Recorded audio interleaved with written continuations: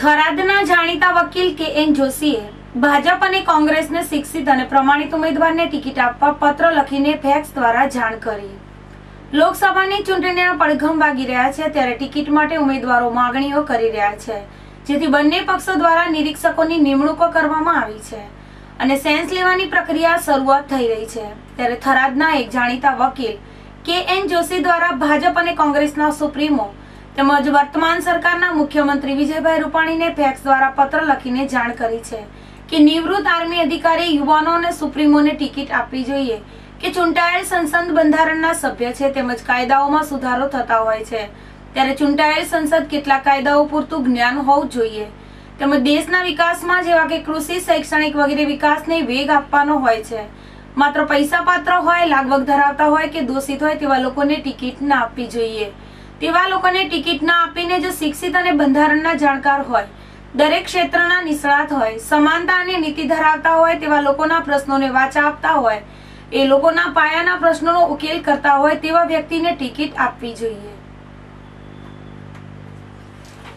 હું કે.એન. જોશી વકીલ થરાદ 2019ની લોકસભાની ચૂંટણીના ભણકારા વાગી રહ્યા છે ત્યારે ભાજપ કોંગ્રેસ ના બંને પક્ષોના સુપ્રીમોને આજ રોજ પત્ર લખી તેમના કાર્યાલય ઉપર ફેક્સથી જાણ કરેલી તેમજ પ્રવર્તમાન ગુજરાત સરકારના મુખ્યમંત્રી શ્રીના કાર્યાલય ઉપર પણ ફેક્સથી લેટર લખી એક અભિપ્રાય રજૂ કરેલો કે તમે બંને પક્ષ ટિકિટ લેવા ઈચ્છુક ઉમેદવારોના સેન્સ લેવાની પ્રક્રિયા શરૂ કરવા જઈ રહ્યા છો તેમજ બંને પક્ષોના નિરીક્ષકોની નિમણૂકો પણ કરેલી છે।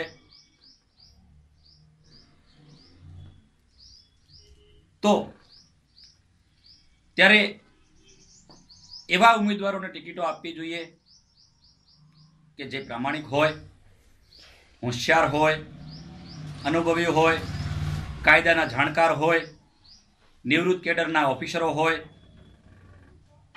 આર્મી નિવૃત્ત ઓફિસરો હોય તેમજ રાજકીય જ્ઞાન ધરાવતા હોય તેવા ઉમેદવારોને ટિકિટો આપવા માટે મેં બંને પક્ષના કાર્યાલયો ઉપર આજ રોજ ફેક્સ કરેલ છે।